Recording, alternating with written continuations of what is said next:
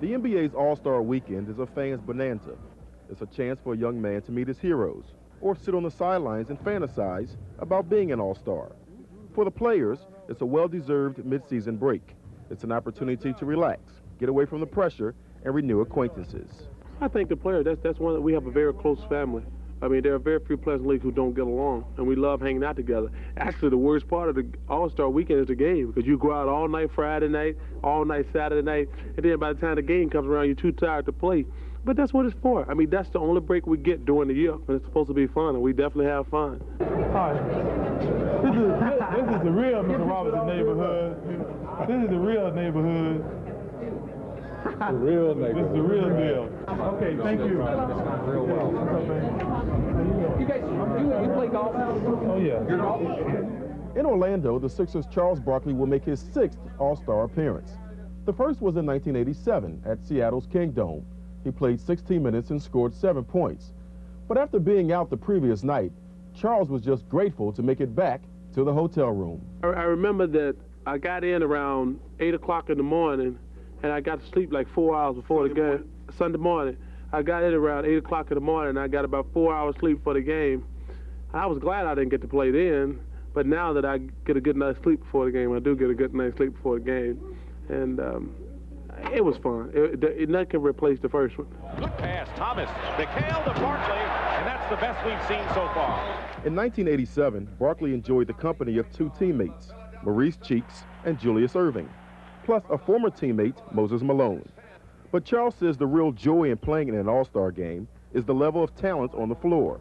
That makes the challenge tougher, and any subsequent success that much sweeter. I mean, those 10 players you have out there at the same time, it's like, I mean, you can drive to the basket, and it's not like a bad center there. There's David Robinson there. I mean, like, you're trying to drive around Karl Malone to get to David Robinson. I mean, that doesn't happen, ever. And you can't explain what it's like. I mean, usually if you beat Karl Malone or Chris Mullin, there's not a guy back there who's that great. But then when you drive to the basket, you run into Olajuwon, Mutombo. I mean, it's an incredible feeling. The All-Star Weekend is also an opportunity to spend time with family and close friends. When Charles Barkley goes to Orlando, he won't be alone. The weirdest thing about the All-Star game is it's just one big party. And I think, and it's especially me because I take my wife, my daughter, my 3 best friends, my agent, my attorney. I take everybody, my mother, my grandmother, and they get to have a great time. I'm taking my 2 brothers, so everybody get to have a good time. So I take about 12 people. And for me, I just go there to try to relax, because that's the only break we get during the season. But it's fun for them. They get to hang out with everybody, and it's really neat. The All-Star Game is the ultimate playground extravaganza. When your 2 guard is Michael Jordan and your center is Patrick Ewing, that makes everybody's job a lot easier. Barkley says that great players are on the same page. They instinctively know what should occur in a given situation and respond.